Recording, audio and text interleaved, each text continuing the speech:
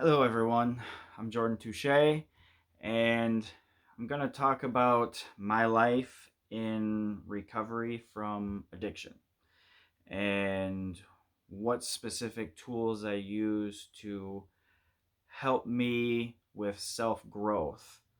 And some of these tools are mindfulness and awareness and reflecting. Now, some people might ask, what is mindfulness?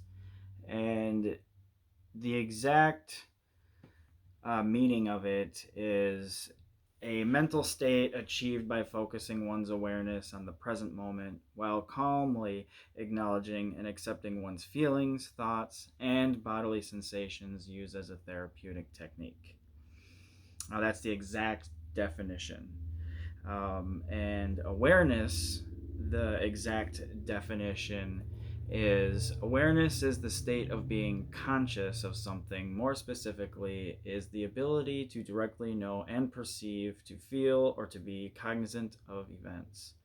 Another definition describes it as a state wherein subject is aware of some information when that information is directly available to bring bear in the direction of wide range of behavioral actions. The concept is often synonymous to consciousness and is also understood as being consciousness itself. So that is kind of a lot to really take in at one time. And again, it's a practice, and I practice this every day in my life, and it's been a pretty productive tool in using these. So I would like to maybe elaborate a little bit on the way that I can do this, and I guess in how I become more aware of certain things in my life. um, Being an addict in recovery, there's a lot of things that arise, such as thoughts and feelings, and maybe understanding the thoughts and feelings, or even not understanding the thoughts and feelings, which does happen. Now, I used to not understand um, the thoughts very much, and I was afraid to understand the feelings. I guess what one would say is not being true to myself. So, what helps me practice this is, um, first of all, forgiveness. Uh, if we can allow ourselves to forgive ourselves or be ready to forgive ourselves, I think that the path taken can become a little bit easier. So, someone might ask, well, how do I forgive myself? This is also another practice that is not mastered overnight. Believe me when I tell you that. I practice it probably every day. So when I can allow myself to forgive myself, I am also learning how to be more aware and mindful of what's happening and why I'm forgiving myself. So in the beginning um, of my recovery, I I didn't understand forgiveness. I always thought, oh, okay, well, I can just forgive somebody else. And as long as it's not directed at me, well, it's easy. And it's not it's not that easy. No. So when I mean I didn't understand it, I always felt like there was some scientific way to master this somehow, and I was wrong. It's a spiritual thing, and when I decided to really let go of what was causing the damage, that's when I started to forgive myself. and it helped me to take a look inside. Now, it's forgiving myself is just a way of thinking of what is causing this suffering in my thinking. When it's something that I'm possibly fixated on that is giving me some anxiety or just making me feel pretty uncomfortable, I just kind of allow myself to really sit back and think, okay, what's going on here? Why am I feeling this way? And really understanding that it doesn't feel very good, um, and how can I change it? And that's what I mean by becoming more open. So when I started practicing mindfulness and awareness, it was easier for me to open up to it. I remember going through treatment, and my counselor asked me, "What is it that you want from me? Why are you here? Like, what do you want?" And I did not have an answer. Now, I used to think I knew it all. I used to work in treatment centers and um, work with people who have the same struggles as me, and I thought I knew it all, and boy, I didn't know anything.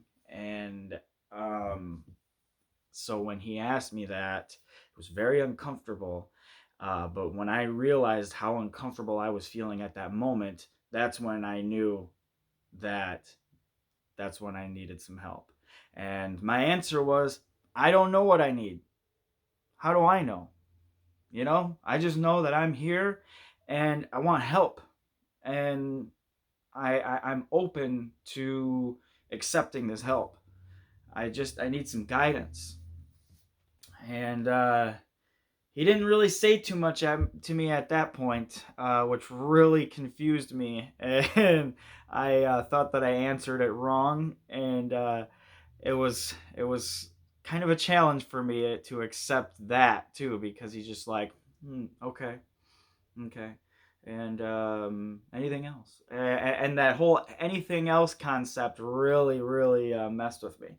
So I just started listening, shutting my mouth and listening. And the very next day, um, he passes me a book and tells me to read it. And so I read it, and it definitely opened my eyes to some things. And I will show you that book later, and explain that book a little later, because it's got some stuff that's a little in depth, and I just want this to be more of about the introduction of who I am and what my purpose is.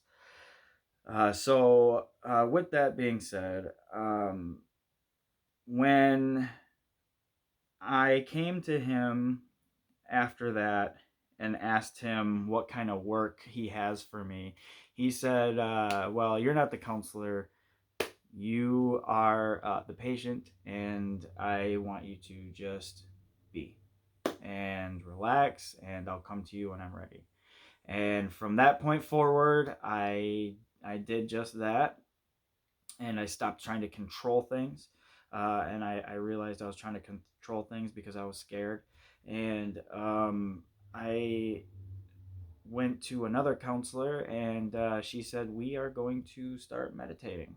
And from that point forward, we meditated probably every day after that, twice a day. And it was it was hurtful at first. It was very painful physically to try to get myself to sit in one place for 30 minutes. I couldn't do it. So I was still detoxing off of heroin, so that was so pleasant. And I just remember listening, to the sounds of everything that was going on around me, and I just, the habit started forming after a couple days, and the understanding of what was happening and what we can do to help ourselves through the meditation or mindfulness. And I started to really, really ask myself, am I ready and willing to try this mindfulness and awareness and see if this can help me? And it it started to make a change when I accepted. And when I learned that I was accepting when I could keep myself still for more than 5 minutes and bring my consciousness to a focal point on something. Now, for me, it was more of thinking about something that was causing damage, or that I was allowing to cause damage through my thinking. So I kind of focused on certain things that correlated around that. And I brought myself slowly into that consciousness and that awareness, and the thoughts started coming, and I started to realize that they were shameful thoughts, and the shameful thoughts derived from uh, when I was sexually abused when I was 3, and also from our dad and his struggles when he was, younger, and when we were younger.